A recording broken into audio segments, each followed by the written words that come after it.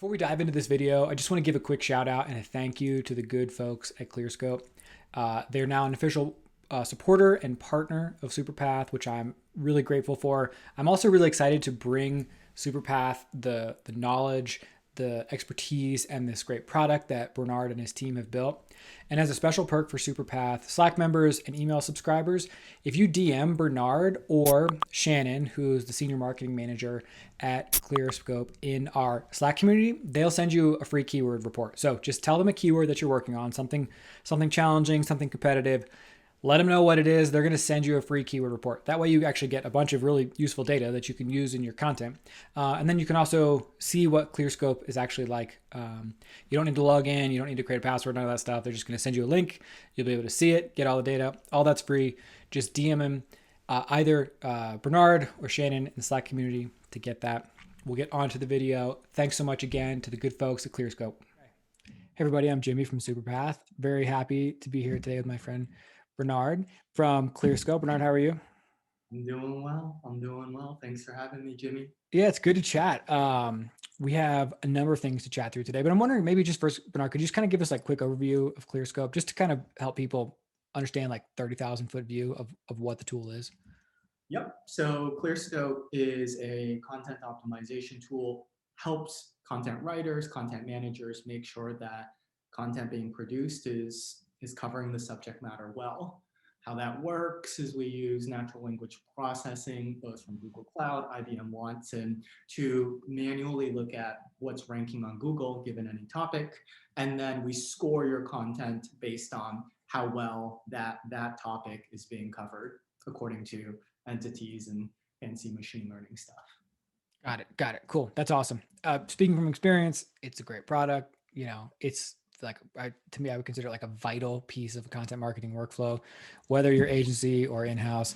It's just like one of those kind of like secret weapon tools where you just like, you might think you're doing a really good job optimizing content, but why not check? And then usually you check and you find out there's like a lot more you could be doing. So it's kind of like, why not use it? Anyways, people are going to get to have a good look at the product here. So there's a couple different things that we'll chat through. There'll be 3 different videos. I'll make sure to link to all of those so folks can check out all 3.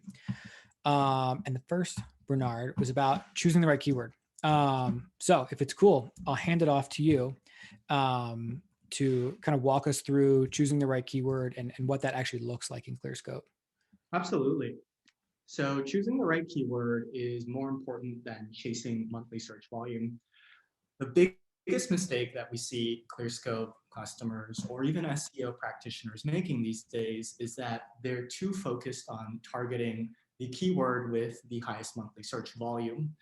In this then walkthrough, we want to show you how we think about selecting the right keyword, perhaps more importantly, selecting the right searcher intent, which has been a very hot topic around what's happening in SEO.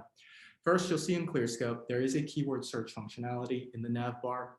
A very quick walkthrough of how this works. Let's pretend for a second that you're a skincare products company and you want to rank for pimples. What Clearscope's keyword search will do is that we will scrape the most popular Google autocomplete suggestions and pair those with monthly search volume data that comes straight from Google Ads Keyword Planner.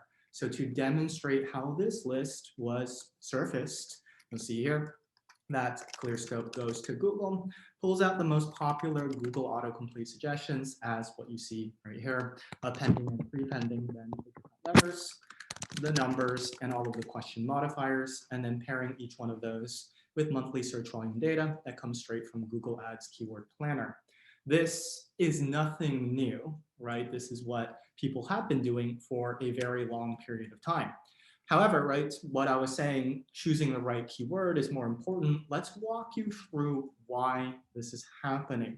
So I have then a list of notes over here on the left to walk you through a couple of different ideas that we see happening in SEO. Number one, you'll probably know if you've done any amount of SEO-driven content that every good SEO-driven content strategy always begins with keyword research. In a very classical sense, how that would look is that somebody would select a head topic, right? We'll just keep riffing on this how to get rid of pimples or pimples example like this, and we'll say, okay, say we sell these skincare products, they help people get rid of pimples. doing some quick keyword research, maybe some competitive analysis, we would arrive at this idea that the majority of people typing something into Google surrounding getting rid of pimples would likely want to know how to get rid of pimples. And that's what people would call a head term or topic. So they would then go and proceed to target that head term or topic, right? How to get rid of pimples. You have 49,500 monthly searches, right? A very classical approach to SEO would then title the post the exact match keyword, right? Something like this, how to get rid of pimples, except people get a little bit smarter and a little bit savvier, right? So you might see something that's a little bit more clickbaity, 12 best ways to get rid of pimples, a nod to Brian Dean, perhaps, for his skyscraper techniques, just saying 12 best, 27 best, that kind of thing. Or you would probably recognize this as a very common approach as well, right? Something like this, ultimate guide to getting rid of pimples. And this is how the majority of classical SEO would look. You can imagine, though, that if I did this search, and we're now talking about this idea of searcher intent for how to get rid of pimples over here on the right, that the search results that we see showing up in Google in incognito, so no personalizations, have started to gravitate towards some amount of intent. A featured snippet is going to say fast home remedies and prevention. You'll notice here that Healthline is going to say natural and fast. Another Healthline says powerful home remedies. You have fast, you have dermatologist advice, get rid of pimples, remove overnight, in one day, overnight. This would be a topic cluster, hub page, pillar page, in the sense that it clusters together a lot of the different topics that the user could care about. And then another search result that says fast. Now you'll notice here that the most popular Google autocomplete suggestions, guess what? They happen to say fast and overnight. And of course, we saw a lot of occurrences of those, right? Showing up over here on the right. So the most interesting thing to then understand about modern day SEO is that if you did the search over here for that modification, how to get rid of pimples fast, you'll notice that a lot of the same results are showing up over here on the left, right? This good housekeeping, which I've highlighted across both search results, is the same result. And this Healthline, right, the 4 natural ways, that's repeated over here. This glamour, I believe you saw that over here, right, all the way at the bottom. And looking at these, medical news today, that one seems like it's exactly the same as this. And then you have this Cleveland Clinic, which again is what you saw right over here. Now, a lot of people would look at this and be like, Bernard, well, maybe those websites just have more authority. And okay, right, authority is still an important part of how the algorithm works, but I have a different hypothesis or idea on what has been happening in SEO. So I'd like to walk you through that. You can imagine that 6 years ago, Google updated their algorithm. However, the more important part of that algorithm update was imbuing their algorithm with machine learning. In SEO speak, people would call this the rank brain algorithm. Now, 6 years ago, you can imagine people were searching for how to get rid of pimples. And back then, you got a set of search results that, for the most part, targeted the exact match keyword, right? 10 results, how to get rid of pimples. Now, you can imagine those sets of users proceeded to click on some of these results, but a non-trivial amount of them likely were unsatisfied with what they got. So what did they do? They likely went back to Google, performed an additional search for the intent that they actually cared about. And back then, you probably got a list of search results that targeted that exact match keyword. The kicker is going to be that the users likely clicked on some of these results and found what they were looking for or concluded their search journey. Google's machine learning is going to take a look at this and be like, wow, okay, if the user has to perform this set of actions to arrive at what they finally wanted, why wouldn't we just take that end result, how to get rid of pimples fast, and merge it into the head topic like this? You can imagine then that Google performs an algorithm update, and now when users perform the search for how to get rid of pimples, they see this as the search engine results page. So the user likely got this and said, what? Of course, I would want to know how to get rid of pimples fast, no brainer. So they clicked on that result and concluded their search journey. without having to perform an additional search. You can imagine then over time, Google's search engine results page is going to evolve. And that evolution is going to be towards intents that users have that are more likely to meet their needs or conclude their search journeys. So what we're seeing then is that over time, these search engine results page are becoming closer to intents that have a higher likelihood of concluding the search journey. This is a good time to pause and see where you're at. Well, first, I'm very impressed that you can type and talk at the same time. You're like a musician. Can I just jump in with a quick question? It's a little bit off track, but like as a content person, this is the first thing that comes to my mind. How do you deal with synonyms like pimples and acne? Would you go and do a totally separate, like create a new project to deal with the term like acne, or would you kind of fold those related keywords into this? That is a great question. And the best way to answer it, again, this is with just search engine optimization in mind, is simply to perform another search and compare what you're getting between the two sets of search results. Got So it. To see if Google has figured out that if you're saying how to get rid of acne fast, you're basically asking, or the content will serve that query in the same way. exactly. So you can see here, right, these two are exactly the same as the, Mm. I mean, you'll see this medicine that got bumped up because it said acne instead of pimples like that. But pretty much for the most part, a lot of the same results are overlapping between the two, in which case we can assume that targeting one is the same as targeting the other. Interesting. Okay. I'm appreciating more why you say that the volume is less important because the how to get rid of pimples fast phrase has lower volume, but does better serve that intent. And it seems like some of that is only going to be from a content marketing perspective. It's kind of like a mindset adoption that you have to, you know what I mean? It's like, it's so tempting just to chase the keywords with more volume as opposed to higher intent keywords with less volume. So like part of it is tools can guide you in the right direction. Another part of it is like really putting yourself in the reader's shoes, trying to Absolutely. understand what it is that they are hoping to accomplish and just giving them that as opposed to just following kind of like um, tried and true SEO formulas to rank for the keyword, kind of forgetting who's on the other side of that. Exactly. So a few different ideas or points that I think people should take away from this is going to be that monthly search volume is no longer indicative of size of opportunity. So like we were discussing, right, it's very clear, this is why I use this as an example, that how to get rid of pimples fast is what the user cares about within this particular topic, how to get rid of pimples. So you'll see here, if we scrutinize these results a little bit more, that this Healthline result actually says natural, and this other Healthline result says powerful home remedies.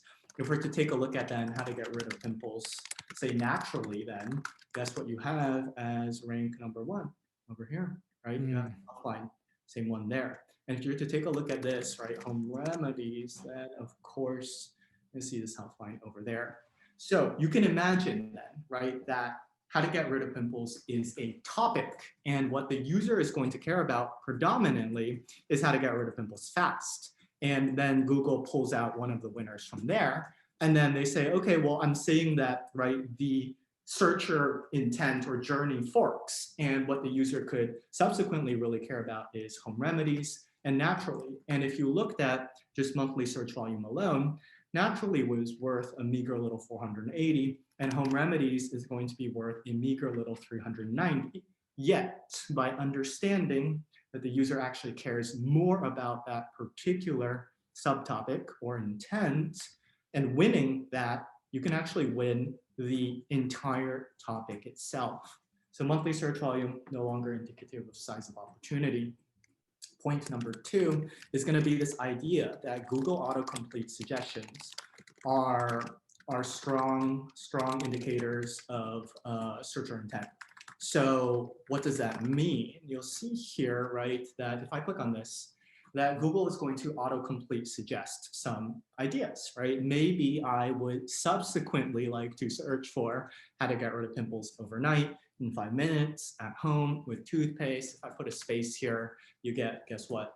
overnight naturally and fast and in 5 minutes and at home, which is exactly where this search engine results page has gone identically. So we give you then in Clearscope's keyword search, Google autocomplete suggestions, because those are Google's way of, well, using machine learning to predict that should I, as a user, want to perform a subsequent search, that these are going to be the most important subtopics that I'm going to care about. One last point is that the idea of topic clusters and or hub pages, pillar pages, people call these all kinds of different things. Let's first get on the same page about what these are. You know them as the ultimate guide to X. You also know them as X, X101, what is X, and everything you need to know about X, right? Right. These are losing relevance in the algorithm, are losing relevance. So you have one right here, right? This medicine net. And it's got that canonical topic cluster hub page sort of feel, how to get rid of acne or pimples. And it starts with, what is X, right? In the above the fold. You can imagine that these are starting to lose relevance because if I perform a search, how to get rid of pimples, well, you can see here that I'm more likely to care about how to get rid of pimples fast or naturally, yet you're presenting me with an above the fold content experience that's trying to explain what acne is. Well, I likely already know what acne is, and it isn't until midway-ish through your piece of content where you actually finally answer my question, how to get rid of acne. You'll see here that the top ranking results are focused on the correct intents that the user is likely to care about and present them very quickly in the above the fold experience, thus answering my question. And you can imagine then helping me just close out of Google even faster. So these three then ideas, right? Monthly search volume, no longer indicative. Google autocomplete suggestions. This is why we give you Clearscope's keyword search using Google autocomplete suggestions, very strong. And then always building a topic cluster is as the starting point is not what I recommend. I do recommend kind of packaging all of the different subtopics into a topic cluster near the end of a like a content like project, but definitely not to start. Got it. Got it. So can I ask a quick follow-up question about that, specifically the topic cluster thing? So someone does keyword research, they find that uh, folks are searching for how to get rid of pimples. Also, they want to do it fast, overnight, maybe with toothpaste, maybe in 5 minutes, all these things.